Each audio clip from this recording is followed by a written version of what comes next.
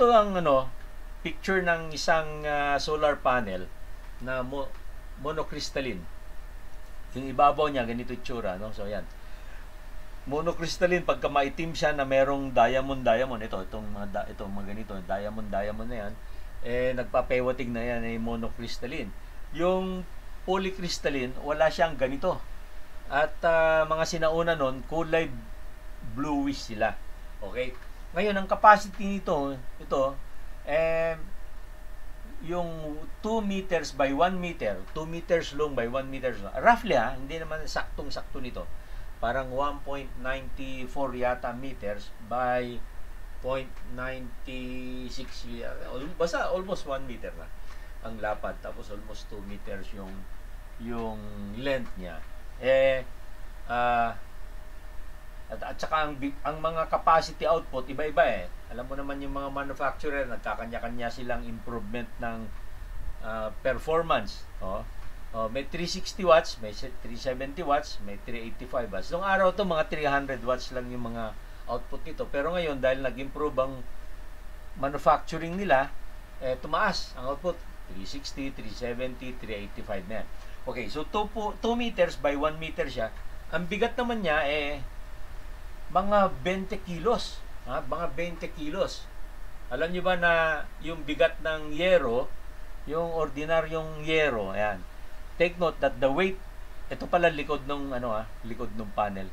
The weight of the 360, 370, 385 solar panels, which is approximately 20 kilos, is almost 3 times the weight of an equivalent area 2 meters by 1 meter of a GI roofing. So, ibig kong sabihin, itong si solar panel, 3 times ang bigat nito dun sa ordinaryong yero.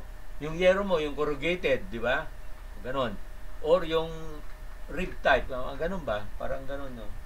O kaya yung para bang, maraming design ng mga yero So, ano man yung yero na yan, and the average yan, ang bigat niyan, sa isang 1 by 2 meters area na yero, pag kinat mo yun, kinilo, mga 7 kilos lang yun. Roughly 7 kilos. Samantala ito, 20, so almost 3 times, di ba? Okay, so anong nito? Itong impormasyon na ito. Ibig sabihin, dahil mas mabigat ito kaysa sa yero, di mas mahirap ito ilipad ng hangin. Di ba? Dahil ito, almost 3 times ang bigat niya sa yero, mas mahirap ito ilipad ng hangin. Tandaan natin yan, Kasi akala nung iba, basta maililipad na lang daw at pupulutin na sa bakanting lupa. Yung mga nagsasalita ng ganon, mahina ang kukote. Pag hindi mo nga naman alam, akala mo papel lang to na nililipad. Ay nako, sobrang hina ng kukote. O kung engineer naman siya, baka absent siya sa school. Di niya alam ang strength of materials niya. Okay, so isa yan. Siyempre ito, hindi mo naman ipapatong sa bubong na nakapatong lang. Di ba? Kasi kung ipapatong mo lang, talagang maililipad nga siya.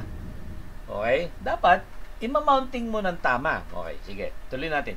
So, ito yung likod niya. At, almost 3 times ang bigat niya kesa sa ordinaryo na yero. Yan. Tingnan nyo pa. Yung yero, manipis. At ang ginagamit na pang-mounting sa C-purlins, tech screw. O, di ba? Ano yung tech screw? Meron siyang thread lang na ganun. Nakakita ko sa Typhoon Yolanda, nabubunot yun. Sa lakas ni hangin ni Yolanda, itinataas niya yung mga yero ngayon, nabubunot yun, yung tech screw doon. Nakita ko kasi nagpunta ako doon ng December 3 to December 4 to December 13. I was there as a volunteer ng IIE noon.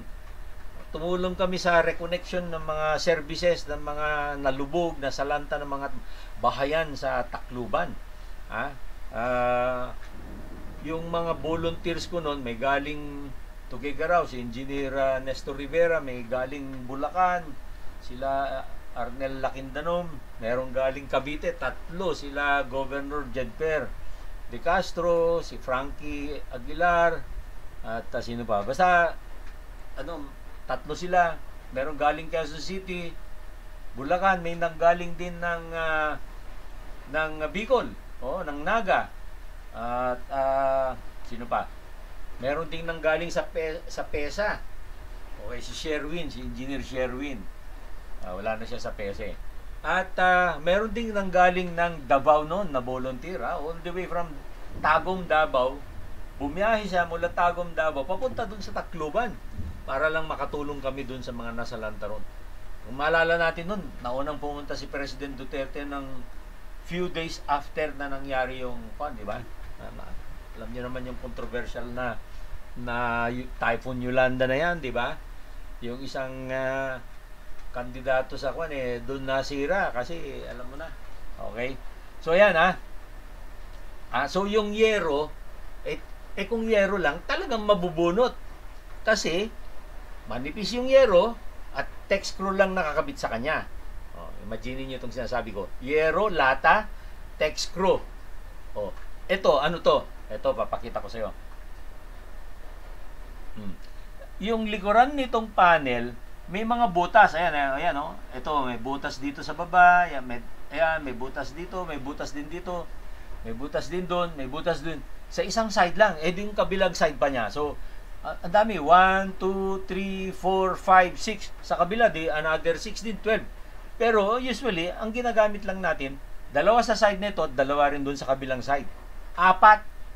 Makita mo, ito, hindi mo magamitan ng text screw. Hindi mo magamitan ng text screw. Ito, ang gagamitin mo rito, nut and bolt. Tapos, syempre, sinasuggest natin dito, hindi yung ordinaryong nut and bolts kasi kakalawangin. Dapat yung mga stainless nut and bolts. So, kaya, kung hindi man stainless, at least galvanized nut and bolt. Okay? So, yung mga tatanga-tanga na nagko-komento kung minsan sa social media na yun daw panel, ililipad daw, malilipad daw sa pupulutin daw sa kapitbahay, napakatanga. Yun siguro kung baka pag gumawa siya, tinatali lang yan GI wire, yun siguro malilipad. Kung ganun katanga, no? Pero kung ginamitan mo to ng tornilyo, paano naman kung bakal din pinagkabitan mo, no? Maliban kung tornilyo mo nga, pero ang pinagkabitan mo mismo yung yero lang. Di ba? Siyempre kailangan may diskarte ka. Okay? Yan. So, pwede kang gumamit nitong aluminum na ito. Ito yung pinakasikat na gamit. Kasi itong aluminum, alam mo naman, hindi siya kinakalawang, no? Typical aluminum mounting hardware. So, yan. May mga bars siya, tsaka itong mga niya. Basta ang advantage ni aluminum against other materials for mounting is that hindi siya kinakalawang. Yun ang advantage niya. Pero, siyempre, may kamahalan din tong si aluminum, Mas mahal siya kaysa sa bakal. Ito, pakita ko sa inyo. Pwede rin bakal kasi. Bakal na galvanisado o bakal na stainless. Okay? Pag stainless ginamit mo, sigurado ko super tibay yun. Kasi stainless, hindi nakakalawangin at matibay yung stainless. Okay? Pwede namang galvanisado. Alam niyo yung ginagamit ni Meralco ng mga bakal-bakal niya sa poste-poste niya, substation niya, yung mga bracket na gano'n na kulay bakal, di ba? Galvanisado lang yun. Galvanisado. So, ibig sabihin, ang galvanisadong bakal, accepted na ginagamit pang outdoor. Okay? At pang matagalan din yan. Huwag mo lang kuskusin yung galvanisado niya.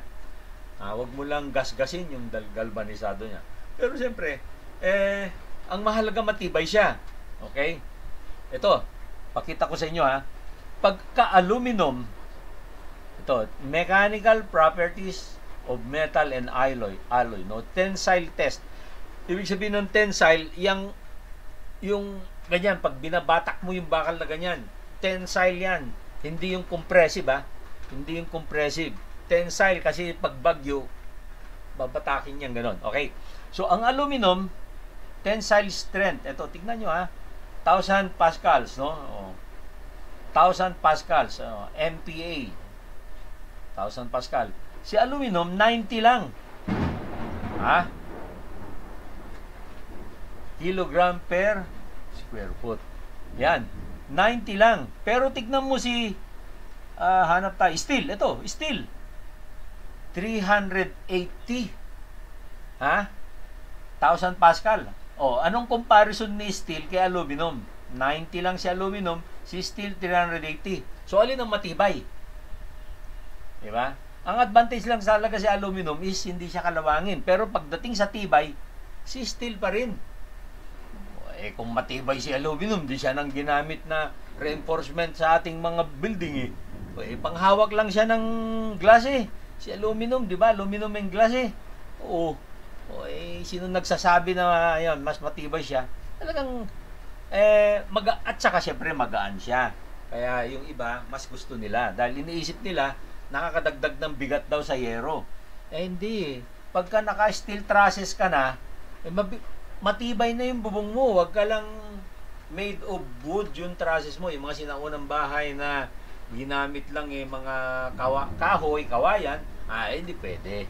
Mahina yon. Pag dumating si Typhoon Yolanda, lipad yon yung bubungan na may nipa hat, o may nipa, o pawid, o bubungan na kawayan, bubungan na lumber, coco lumber, malilipad yon. Hindi pwede. Hindi pwede yon. Hindi talaga. Pero kung ginamitan mo ng bakal, angle bars, ang trusses mo, at nakasemento ka, naka-hollow blocks, naka-poste ka, hindi malilipad dyan. Nakita mo naman to. Steel, 380,000 pascals. Tapos si aluminum, 90. Maria Jose po. Of course, may mas mataas pa rito si titanium tsaka si molybdenum. Pero, mahal itong mga ito. Then, nickel, mataas ng konti. Iron, pag ordinary ang iron, yung hindi siya galvanized steel, pag hindi siya steel, 262, pero mataas pa rin siya kaysa kay aluminum. Ano yung iron? Like cast iron, di ba? Yung cast iron, yung ductile iron. Naalala nyo yung mga cast iron, nababasag yan Then brass, copper. Yan. Maalala nyo kasi itong aluminum, mababa ang tensile niya. Kaya nga yung kable sa high tension line, yung ACSR na tinatawag, aluminum cable steel reinforced, nilagyan niya ng isang wire na bakal doon sa gitna ng ACSR, no? Palagay mo, ito yung ACSR aluminum cables, yung steel nandyan, mag-isa yung steel, yun ang nagpapatibay doon kaya hindi siya mapigtas. Okay, so maliwanag na ang matibay yung steel, hindi yung aluminum. Hindi lang kakalawangin si aluminum, kaya popular siyang gamitin. Okay. Pagka tegula naman ang bubong mo, yung clay na tegula, ganyan, no? Meron na bibili na ganyan, no? Fabricated siya, sinasaksak sa pagitan ng mga kwan, at doon nagma-mounting ng kwan. Ayan. So, para matibay, di ba? So, yan. Siyempre, ito, baka akala mo basta mailipad to. Alam mo naman, pag may ulan yan, bibigat lalo to kasi sisip-sip siya ng tubig, di ba? So, hindi mo basta malipad itong mga ito. Pero siyempre, pinakamaganda, pa-evaluate mo pa rin sa structural engineer kung anong lakas ng hangin para, sigurado ka na, na matibay talaga yung mounting mo. Okay? At ito, ginawa ko dun sa akin. Steel. Ito, steel. Ayan. Akala na, meron na naman nag-comment ay, baka malipad yan. Naku, yun nga sinasabi ko pag sa strength of materials, pag absent talagang hindi niya alam ang lakas ng bakal niya. So, pinakita ko na ang steel, napakataas ang strength niya, no? Ito pa isang halimbawa sa steel, ang bakal, kung sa pounds per PSI, pounds per square inch, no? Ang bakal, meron tensile strength na umaabot ng 22,000 PSI. Kumpara sa concrete, kasi alam natin concrete, di ba? Yung concrete, 3,000 PSI ang strength niya within 28 days. Kunyari, nagbuhos ka ng semento. Yung semento, habang tumatagal yan, tumitigas siya. Kaya tinatawag nating curing of concrete, di ba? Yung strength ni concrete, aabot ng 3,000 PSI in 28 days. Yun. Parang ganito, from zero strength, kasi bagong buhos, pag ganun siya, pag ganun ang angle niya, no? Pag ganun. So, in other words, pag na-reach niya ito, 2,800 PSI na yan. Ito, 2,000 PSI, 800. Maaari yung kalahati nandito, yan, palagay natin, mga isang araw, dalawang araw, yan. Habang tumatagal yun, ma-reach niya yung 2,800 PSI. Okay, habang nagdadagdag ka pa ilang araw, tumitigas din naman siya. Pero siguro at the most 4,000 PSI, gano'n. Ang layo ni steel. 22,000 PSI versus 2,800 si concrete or 3,000 si concrete. Matibay ang bakal. Matibay ang bakal, mas matibay pa siya sa aluminum. Okay? Malayong matibay ito, bakal, kesa konkreto. Okay? Huwag mo na ihambing sa kawayan at kahoy. At walang binatbat yun. Okay, yan. So, silicone sealant is used in between panels for waterproofing. So, yun lang, maglagay ka ng konting space sa panel para for thermal expansion purposes pag nag-expand. So, maliit lang naman. Parang, sinipis siguro ng mga 1 mm, no? Maliit lang. Pwede kang maglagay ng manipis na karton bago higpitan. Saka mo lagyan ng silicone sealant para hindi tutulo sa loob. Ngayon, tatagal ba si silicone sealant? Kasi meron ding sa social media nagko-complain. Sir, mahina daw silicone sealant. Baka ang iniisip niya yung Volcasil o kaya yung Elastosil. Pag yan ang ginamit mo, Volcasil, Elastosil, hindi magtatagal. Magka-crack yun. Pero si silicone sealant, I'm sure, tatagal yan. Si silicone sealant, abot ng 20 to 25 years yan. Hindi siya basta natutuklap, no? Nakita niyo yung ginagamit sa mga glass and aluminum, sa mga gusali? Aluminum yun. Okay, balik tayo sa ating chat box.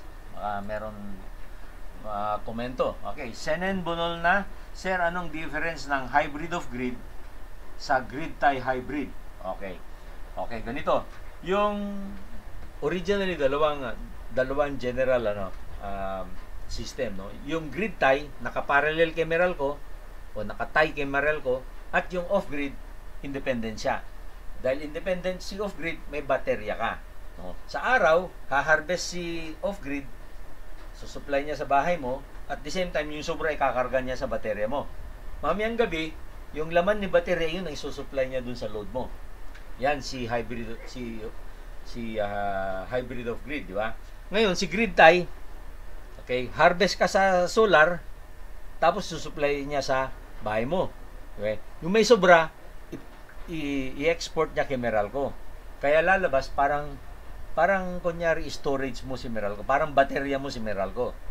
Yan. Ngayon, paano naman yung hybrid grid tie? Ibig sabihin, hybrid grid tie, meron din siyang kasamang baterya. Okay? Harvest siya sa solar, sa sun, supplyan niya ang bahay mo. Ngayon, kung may sobrang energy, ikakarga niya sa baterya mo. Pag puno na si baterya mo, yung sobra, i-export niya kay Meralco. Yun si hybrid grid tie. Okay, hybrid grid tie na meron din siyang halong off-grid. Hybrid grid tie off-grid. Parang gano'n. Pero hindi mo na pwedeng sabing off-grid kasi naka-grid tie ka na nga eh. Okay, so si hybrid, si off-grid, may sariling baterya. Hybrid, off-grid, priority niya si solar, yung sobra, karga niya sa battery niya, tapos sa gabi, galing sa battery sa supply niya. Ngayon, kung paubos ang laman ni battery ng madaling araw, palagay mo, alas 4 ng madaling araw, paubos ang laman ng battery mo, hindi pa ba yan ni inverter na yung battery mo ma-deplete? Automatic niyang papapasokin si Meralco o si utility para siya muna mag-supply habang mag-aantay siya ng alas 6 ng umaga na lilitaw na naman si Haring Araw. Ganun yun. Okay. Senen, ganun yun naintindihan ba? Leo Sampiano, good evening sir. John Docos, good evening sir. Okay, so let's continue on with the topic. Ayan, so nandyan tayo. Okay, ang maximum mounting ay nakukuha rito sa formula na ito. Whatever is your location of latitude north of the equator, you multiply that by 0.87. So say for example, if you are in Cebu, the latitude is 10 degrees. So yung panel mo dapat multiply mo ng 0.87 ang mounting, should be your panel should be slanted ng 8.7 degrees facing south. Kung doon ang south, nakaganyan siya, ha? Doon ang south, ha? Nakaganyan siya. Okay? Itong angle na ito, 8.7 degrees. Kung mahirap mo ano yung 8.7, 8 na lang. O kaya 7. Hindi na tayo magtatalo ron. Maliit na diferensya. Okay. Kung Metro Manila ka, 14 degrees ang Metro Manila. So, 14 degrees times 0.87. So, roughly about 12 degrees. So, 11, 12, 13. Mga ganun lang. Hindi ko pa... Kaya kung may existing roof ka na, checkin mo lang. Kung ang roof mo 10, kailangan 12. Pwede na yun. Huwag mo nang galawin, di ba? Ang sinasabi ko lang, optimum ito. Pagka gagawin mo pa lang yung mounting, yung bubungan ng bahay mo, itugma mo sa eksakto para sakto na. Wala ka nang masyadong gastusin sa mounting, di ba? Okay? So, that is if you are north of the equator. If you are south of the equator, then similarly, you have to multiply this latitude below the equator by 0.87. Yan. Example, kung nandun ka sa Jakarta, ay di below the equator siya, di ba? South of the equator.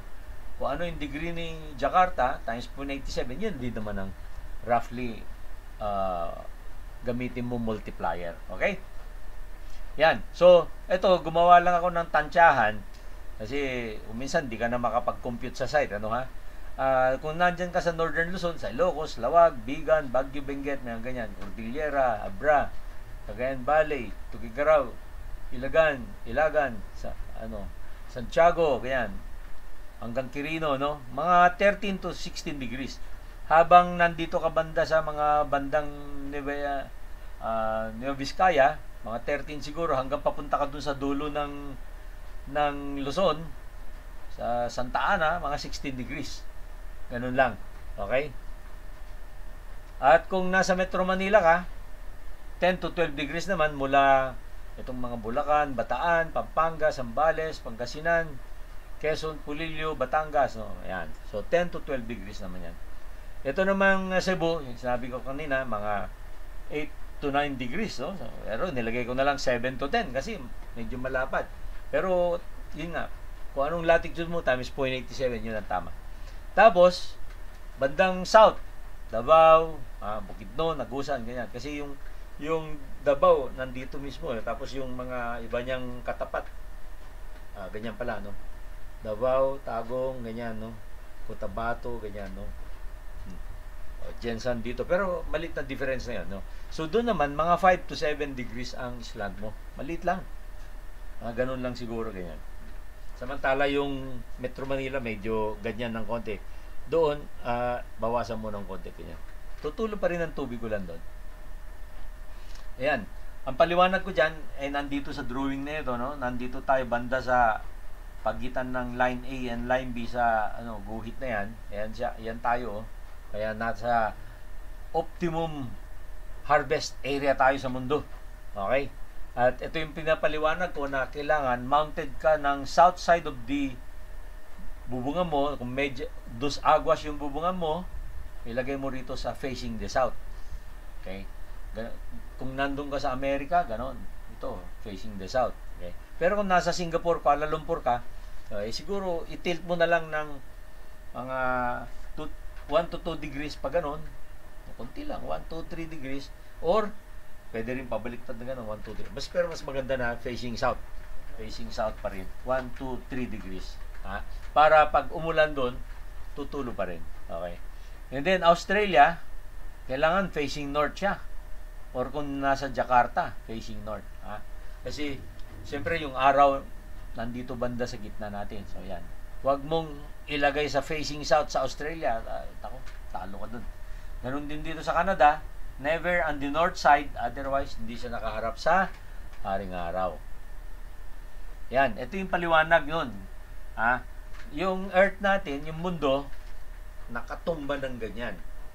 Yan, nakatumba siyang ganyan. So, at kung si haring araw, itong dilaw na ito, pag summer natin, this is summer months in the Philippines.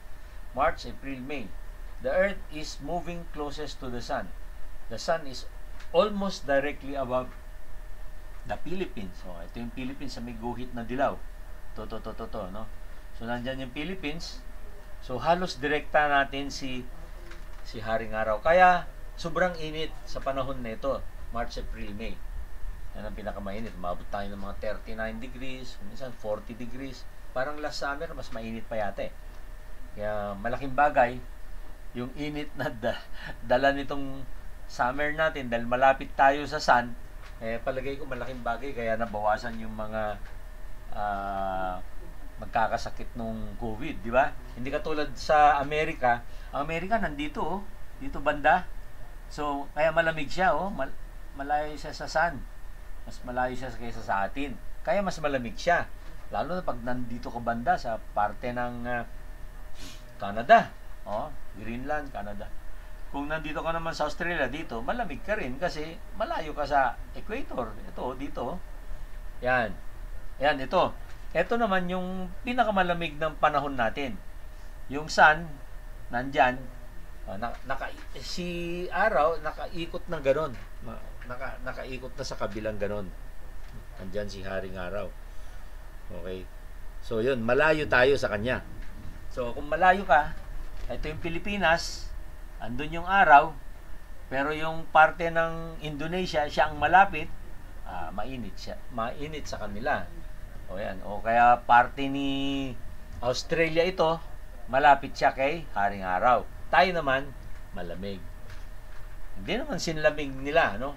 Bale, yung panahon ng September o October, November, December, yan yung panahon na mas malamig tayo.